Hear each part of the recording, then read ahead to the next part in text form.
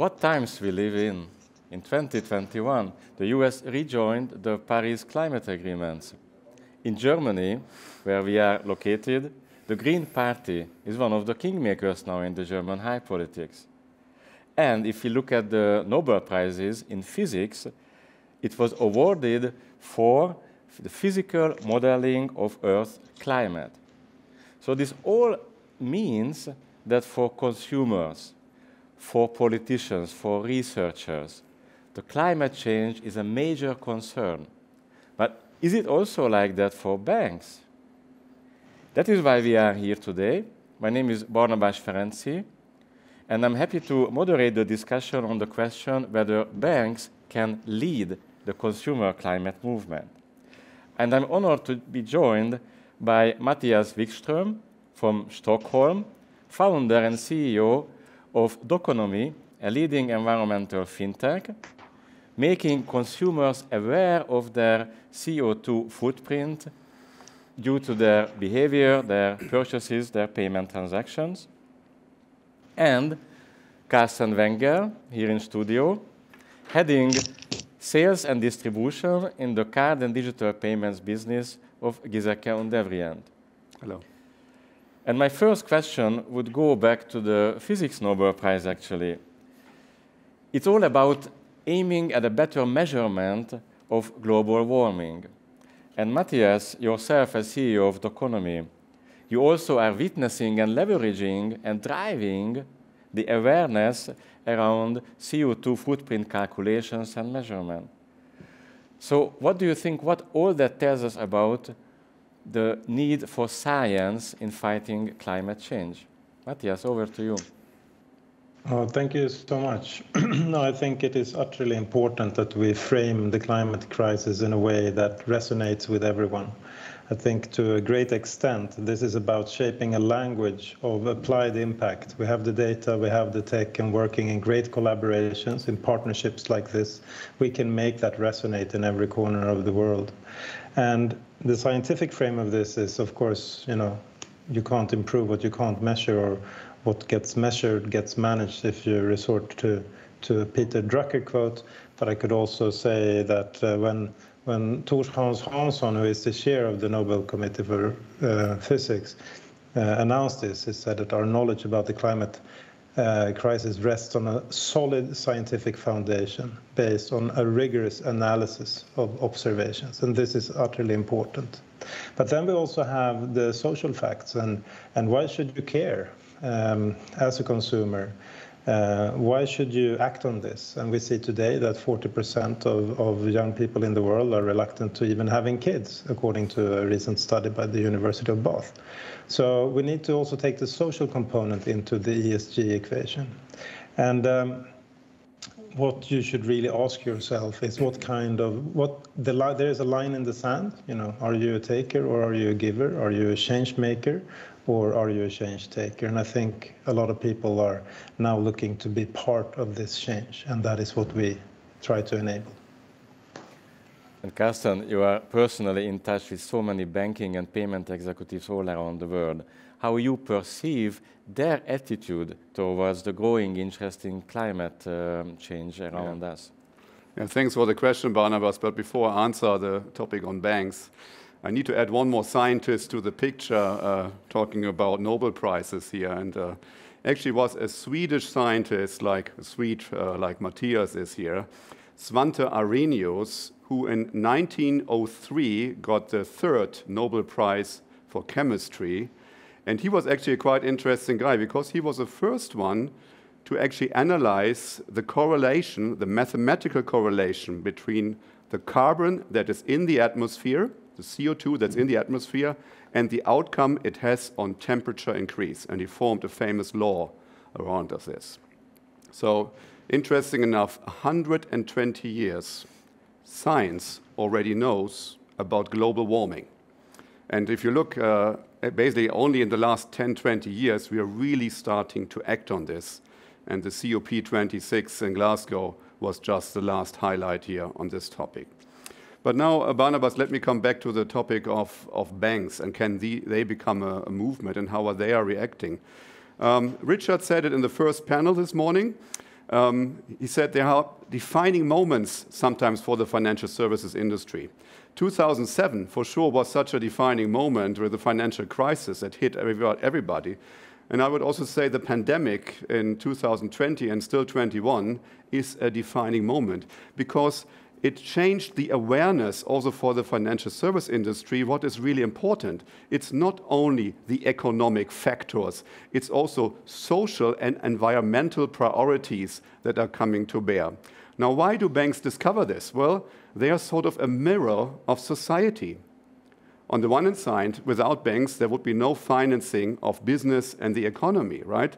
They do investments, they give money to start up new businesses, like Matthias's business, for example, a couple of years ago.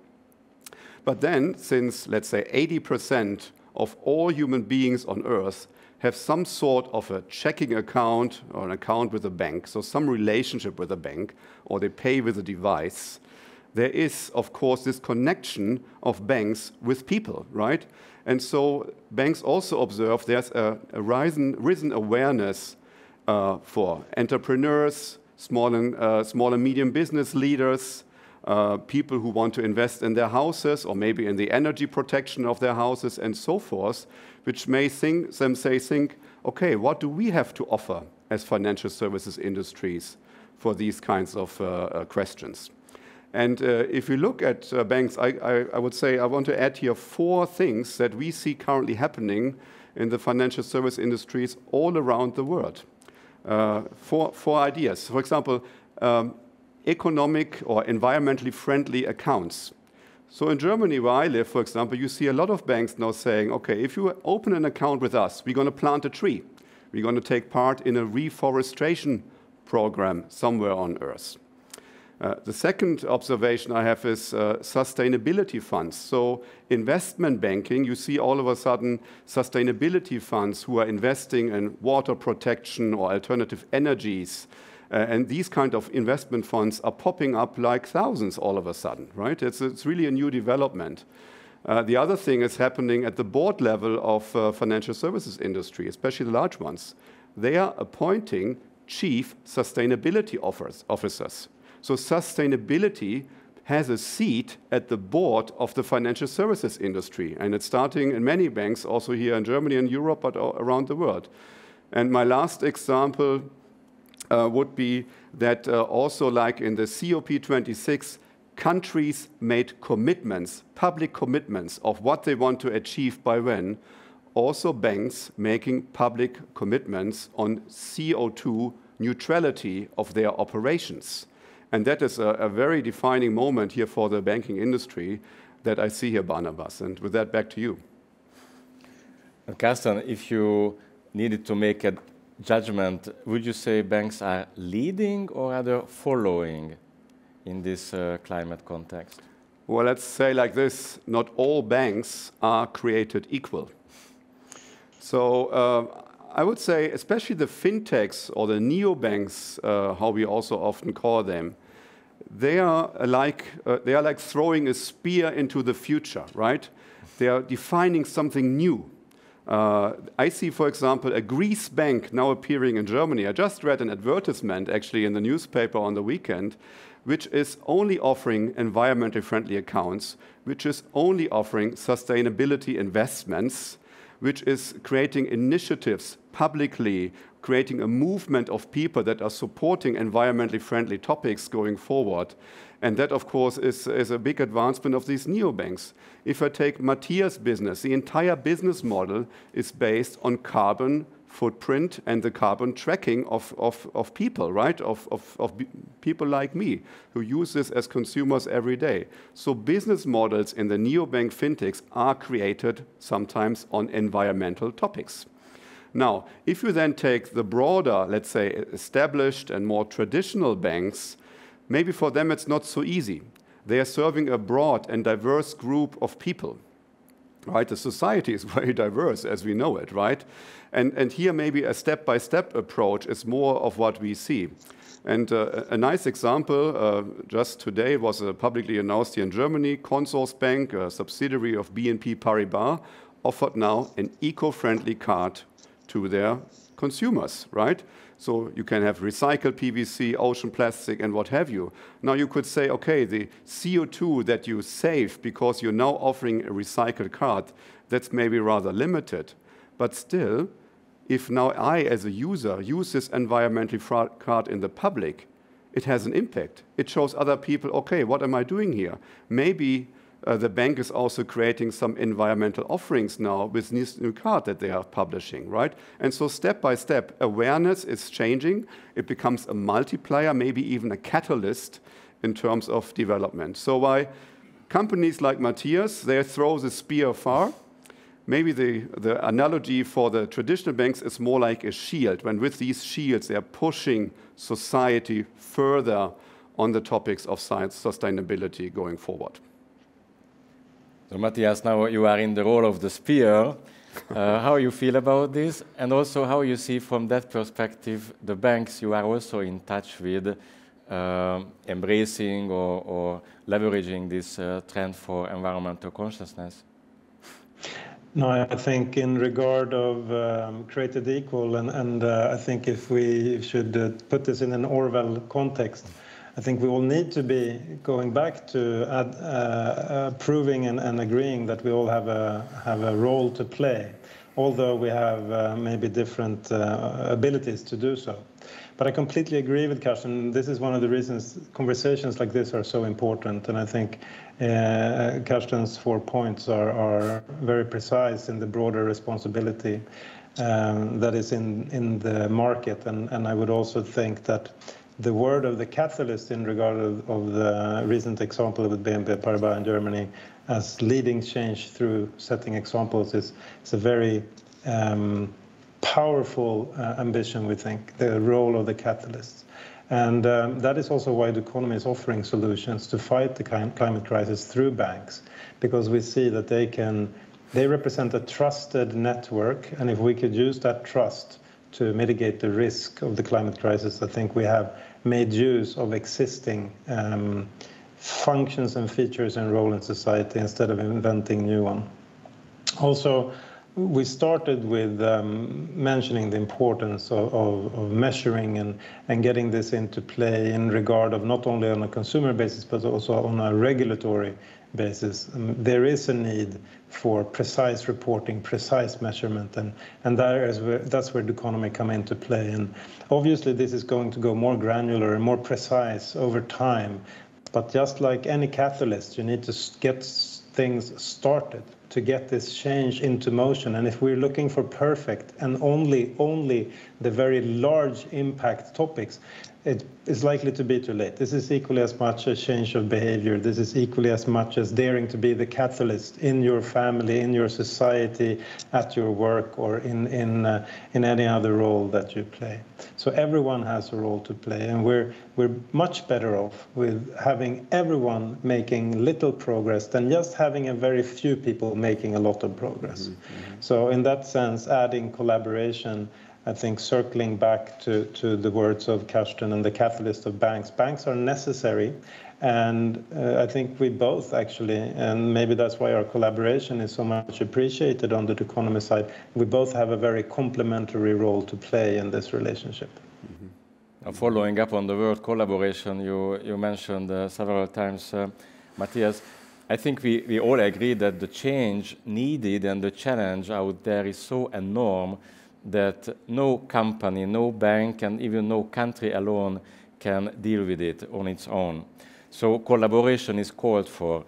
An example from our business would be that when we look at the problem of recycling, recirculating cards, we work together with the Global Payment Scheme and with the first beta tester banks to find to this global problem a local solution. The question I wanted to ask both of you, starting with Mathias, when you think of collaboration, how you feel the need for competition in that environmental solution space versus actually collaboration and eliminating competition? So competition versus cooperation. I think we must recognize one thing, and we are in a commercial space. We're not in the business of donations, but we are in a commercial space that comes with a greater responsibility. And we need to compete against alternative solutions and technologies at the best of our efforts. However, the best of our efforts will also shape their services and stimulate their services to become better. At the end of the day, the way we compete is probably the way forward also with competitors, as we are collaborating in partnerships. And the partnerships that we use to become stronger, if we are looking at the competition as being the one that provides the most powerful solution to the market, I think the partnerships that we are in is extremely important. Looking at what we're doing with G&D, look at what we're doing with Parley for the Oceans example. I met with them just a few days ago, and they are also a front mover in this space. And putting these solutions forward, I think the characteristics of that is that front movers are looking to find other front movers. And that's why these partnerships become so extremely powerful over time, because it's actually like building, like in the World Cup, you have all of the national teams, and at the end of the tournament, you put one team together of all of the best players of all of the national teams, and that's how I regard the partnerships that we are in. What comes next from one company is not equally as important as what will come from the collaboration of many. It will come in different shapes, in efficient platforms for delivery, or as insights into further development of new solutions. Carsten, how are you seeing your business competition and cooperation? Well, I would even make the view a little bit higher. Because if you think about human mankind and in the last maybe 5,000 years, I mean, have advancements on human mankind been done without competition? Probably not. So I personally, I was a scientist before I joined the business, and even in science, I was a physicist and did my own research. We formed and collaborated in teams. But we are still looking, okay, can we get further? Can we maybe publish something earlier than another group who is actually doing research on the same topic? It is the same thing. I think it's ingrained in human nature everywhere. And if I look at our business now, I mean, G&D, and when it comes to recycled or ocean plastic or PLA cards, for example, our ambition is always to get to the highest purity level of these kinds of offerings. We publicize this. We make this apparent in the market, and of course creates competition, because others say, okay, we want to do the same as G&D. Maybe you even want to do it better. We offer something else on top, right? This is very healthy. And of course, in the better sense, like together with Mathias, for example, or with Parley, we also collaborate because we do believe in a common cause, which in this sense is about how can we advance the topic of sustainability, of eco-innovation, and even beyond on what we currently think is the art of possible in the next coming years. And that's where the collaboration piece comes in. I think, Carsten, Mathias, it's a great notion to end our session, our discussion with collaboration. Because this is, I can tell you also from my personal experience, it's really inspiring to work in a network with partners like Doconomy, with partners like Parley, both of you highlighted.